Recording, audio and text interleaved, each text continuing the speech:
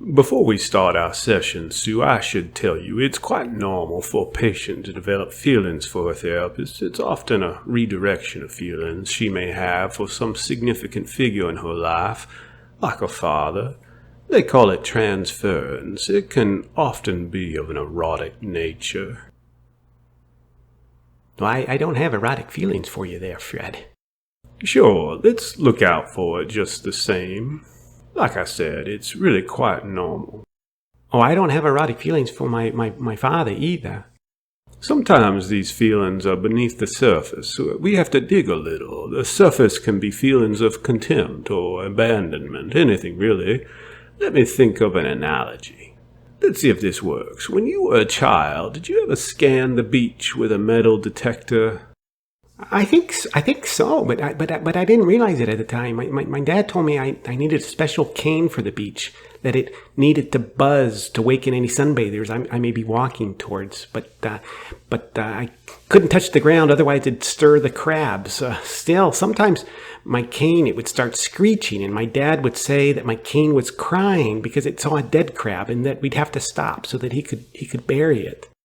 And you believed him, Sue, that your cane could see and it could feel pain? Well, sure, I believed him. I mean, this is my dad, and besides, some people, they have a seeing eye dog, and the dog can see, the dog can feel pain. I had a cane that did the same thing. Go on, describe the burials your dad gave these crabs. Well, it was usually pretty quick there, Fred. He'd say a few kind words about the crab. Like what would he say?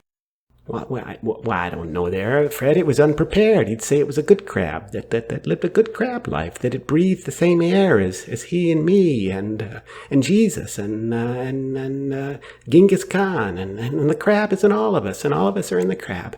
You know, that sort of thing. Well, that there's actually kind of touching there, Sue. Oh, yeah, my dad could be a sentimental guy, that's for sure. Well, I see. Then what? How did the funeral ceremonies generally end? Well, generally, like you say, it would conclude with him getting angry and cursing about a damn bottle cap and, the filthy tourists who litter the beach. And then he'd turn my cane back on and we'd move on. And, over the course of the day, we'd repeat this many times. There'd be several crab funerals a day. By the end, we were exhausted with the sadness of the crab deaths and anger that their final resting places were littered with aluminum cans and the like. And then he'd smash his wine bottle against a rock, and we'd call it a day and go home. And did you use that metal detector on the way home? No, or rarely did I. And you didn't think that was odd, Sue? Not really, Fred. I mean, he'd say that there was no one on the beach anymore, and, all the crabs were dead anyway, and so, walks home were pretty somber. Well, as I said yesterday, you have to look on the bright side. Really, Fred? The bright side of being an unwilling child laborer for an unloving, destitute, alcoholic father? There's always a bright side, Sue. Go on, tell me more. Oh, I don't know. Did you ever consider that he wasn't looking for treasure? Rather, he was combing the beach for landmines or live artillery shells from the war.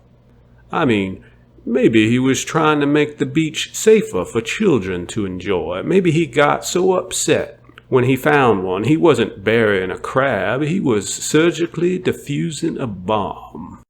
So the bright side, Fred, if I got you right there, is that he risked my life so that other kids could play. Well, there's that distorted thinking again, Sue. Well, how do you mean there? I mean, I'm supposed to think that bombs have a bad rap, that they're fluffy things, that just need some TLC? Now you're just being silly. Did you ever consider that he didn't tell you the real mission because he knew you wouldn't do it? Huh? Of course that's why he wouldn't tell me. How is that a good thing there, Fred? Oh, I forget what I was going to say, but there was a possible explanation and a good one. Well, I'm just going to wait for you to think of it then. Sure, I remember you were a hero. He made you a hero. If you had known the mission, you would have been a coward. He wanted you to be a hero, Sue. That's something to be really proud of, don't you think? That was his gift to you. You saved a bunch of children. Maybe one of them has become an important scientist who will cure cancer. Okay, sure, but it could have cost me my life. Maybe I could have cured cancer. Well, let's not get carried away there, Sue. I mean, you're still here and you're not some important scientist, right? He may have realized your heroism could only be achieved by unwittingly helping him defuse bombs.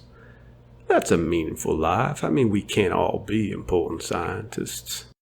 But he never told me we were defusing bombs. I mean, if he loved me so much that he was willing to risk my life so that I could have the warm feeling of being a hero, then he could have told me at some point that I was a hero, right, Fred?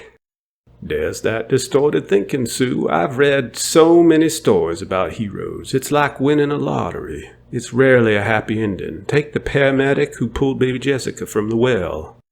What happened to him? His life unraveled. He ended up driving to a pasture and shooting himself. Well, that wouldn't happen to me. I mean, I can't even drive. The point is, he wanted you to be a hero, but he couldn't tell you were a hero. Because baby Jessica fell into a well. That's right. And who knows, maybe sometimes he stopped on your walks to fill a hole so that you wouldn't fall in. Maybe he suffered the hero curse. And that's why he left. He loved me. He loved me so deeply that he walked to some pasture with his pistol and shot himself in the head. Exactly. See, isn't that a nice thought, Sue? Well, I mean, I guess, but there's just one problem with all that. What's that? There was no war fought on that beach. Are you sure? It could have been a skirmish. Maybe not much news coverage. Could have been before a 24-hour news cycle. Back when we were fighting Apache. The Apache? Are you serious? What, were there no Apache in these parts? I don't know. Maybe, but not ones we fought with landmines. Today I learned Sue's a history buff. Let's face it, Fred. My mom was right. He used me to look for treasure. Maybe, but look on the bright side. What bright side? Well, it was an activity you got to do together, and it was safe. It's not like you were having to defuse landmines. Oh yeah, that's true. Yeah, you're right. What were we talking about? The Apache? No, before that. That I may fall in love with you? That's right. Any changes on that front? No, not yet. That's okay. Be patient. Wait, so I'm supposed to fall in love with you? Well, Sue, it shows progress. Have you ever given directions to someone and said something like, if you reach old man Foster's dilapidated red barn, then you've gone too far. Go back a quarter mile. I'm the red barn, so to speak, there. I see, but what's a quarter mile back of his ruined barn? Oh, I don't know yet. That's for us to figure out together. Is it a barn, Fred? Do you think my dad lives in a barn? It's possible, sure, Sue, but it was more of a metaphor. I see. Is it a nice barn? Oh yes, it's a very nice barn. Maybe even nicer than your treehouse. Sure, maybe. Oh, good. I want you to be motivated too, Fred. I am. Don't worry, Sue. I'll surely try.